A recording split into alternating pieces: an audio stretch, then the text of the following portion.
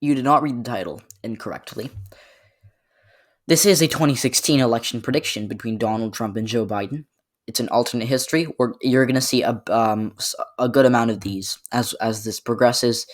Since as we get further away from the aftermath of the 2020 election and closer to our 2021 elections and to our midterm elections, I'm already working on an election night between Kamala Harris and Mike Pence. So I hope you do tune in for that. It'll be dropping maybe in a month from now. I'm probably going to pre-record it, but either way, we are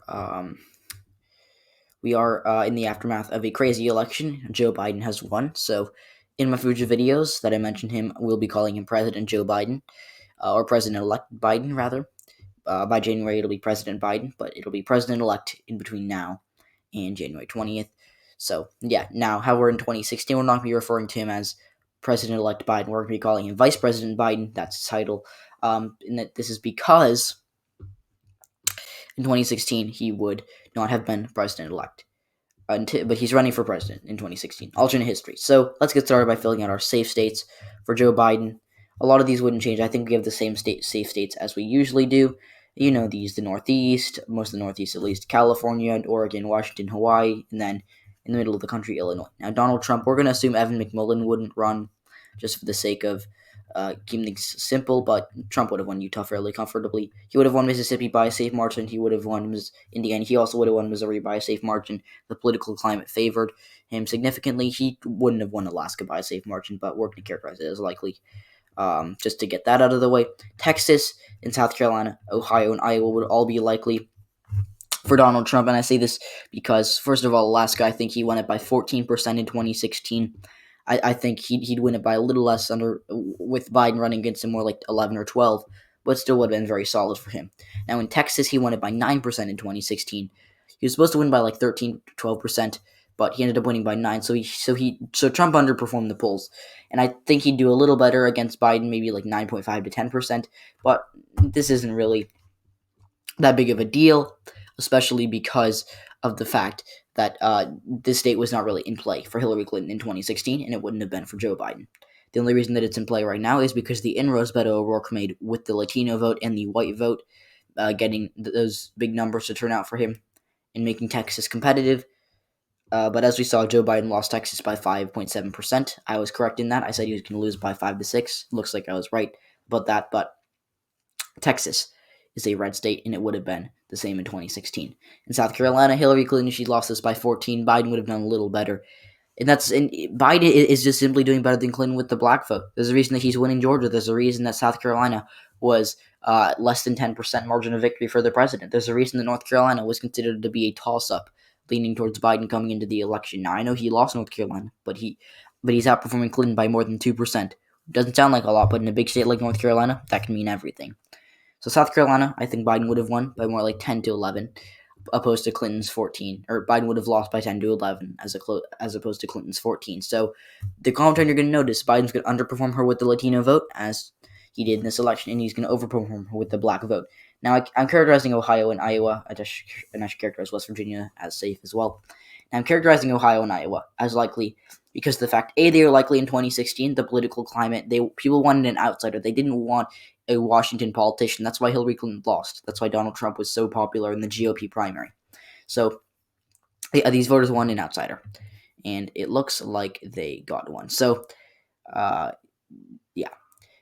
Now, Joe Biden, you might say that this political climate favors him more. He's a stronger candidate for the Rust Belt, and I agree on both those things. But we just saw him run a campaign in these states. He lost badly. Ohio and Iowa are not swing states anymore. They are likely, maybe safe Republican states. These are red states now. I don't want to hear a single Iowa is a toss-up. And I know I said that before the election, but I was looking at the polling data. I was seeing the Democrats did very well in both these states in the midterm elections. I was wrong, and I take full accountability for that. Ohio and Iowa are red states now. I don't want to hear anymore Ohio is a toss-up. I don't want to hear Iowa is a blue state just because the Democrats did well in 2018. These are red states, and Joe Biden would have lost them by about the same margin, maybe more, than he did in 2020. So, for likely Biden states, not too many. Virginia, New Mexico, and Maine at large. I don't really want to talk about these. Clinton won Virginia by only a lead margin. Biden would have definitely outperformed her, even if he didn't pick Tim Kaine as his running mate. So, yeah, New Mexico would have had a similar margin. assuming Gary Johnson didn't run, which we're just going to leave it out. Anyways, Clinton won New Mexico with Gary Johnson. Biden would have survived without Gary Johnson. And Maine at large just going to go to Biden by 10 to 11%. Hillary Clinton, she only won it by 4, but Obama won it by, I think, a safe margin in 2012, and Biden, I believe he's on track to win it again by like a 9% margin in 2020. I may be wrong, though.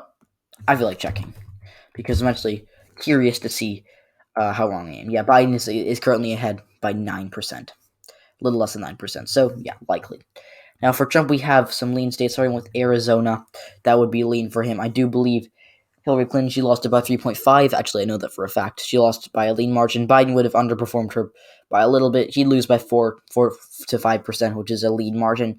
He would have underperformed her with the Latino vote in 2016, and he would have narrowly, just barely mirrored. He would have mirrored her support in the suburbs, maybe done a little poorer, but yeah. Now, I'm also going to give some interesting states to Trump. North Carolina, Georgia, and Florida would have all been lean for the president, and I believe this for mostly because, starting with Florida, Joe Biden is going to lose it by around 3% in 2020. That's pretty embarrassing for him. He should have made the state within 1% either way, but he's going to lose it by 3, and I think he might have lost it by even more in 2020. In 2016, Hillary Clinton, she did better with the Latino vote than Biden did in 2020. Obviously, Biden is only winning Miami-Dade County right now. Biden is just that is where the Democrats get all their votes in Florida. That's how they win Florida, and Biden's making it competitive, which is embarrassing for it. The Democrats have a serious problem down there. So Florida would have been lean for Trump. He would have won it by maybe 4%. Georgia, Clinton won it by 4. She lost it by 4.8. Biden would have lost by less because, as you can see, he's outperforming her in Georgia by over 5%. So Georgia would have been closer either way. Biden probably would have lost it by 4 to 3%. Now, in North Carolina, I don't want to get into that too much. Clinton lost it by 3.8. Biden is probably going to lose it. Biden probably would have lost it by more like 2.5 to 3. Same with Georgia, he's going to outperform her with the black vote, so that's going to run up the score a little bit, but still a Trump state in 2016. And North Carolina is still a Trump state in 2020, so Trump's going to carry it both times. Now, going over to our lean Biden state, and I forgot to characterize Maine 2nd District as likely Trump. He won it by 10 in 2016 against Hillary Clinton. He would have won it by a little less against Joe Biden, so it would have been like 7 or 8% margin of victory. He also probably would have won Nebraska's 2nd District by a lean margin. Actually, tilt for the sake of argument, just because he won it by 2 against Clinton, he would have won it by less than that against Joe Biden, but still red because of the political climate.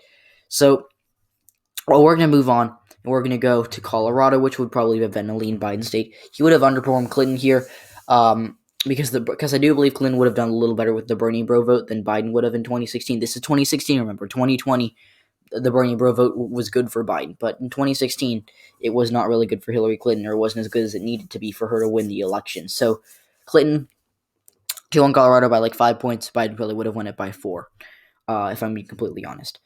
Minnesota and Michigan, I do believe, will be lean as, or would have been lean as, would have Pennsylvania. So, Pennsylvania, first starting off with that, Biden was from there. He wouldn't have made the same destructive comments about coal that Hillary Clinton did, so that's certainly a plus for him. Michigan, I just don't see, like, the black vote would have been better for Biden, and if the black vote was better for Clinton, or the Bernie bro vote, she would have won Michigan anyways, so that's enough to lift Biden over the edge. Michigan giving him a narrow victory, but I think he would have won it by around 2 to 3%, which is a lean margin. So, where's he getting those extra couple thousand votes from? He's getting them from the auto industry workers who flipped to Trump because of Clinton's, she didn't really campaign here. She didn't make an effort to reach out to these people. And I think that Biden having had a lot to do with the auto bailout would have helped in the state of Michigan.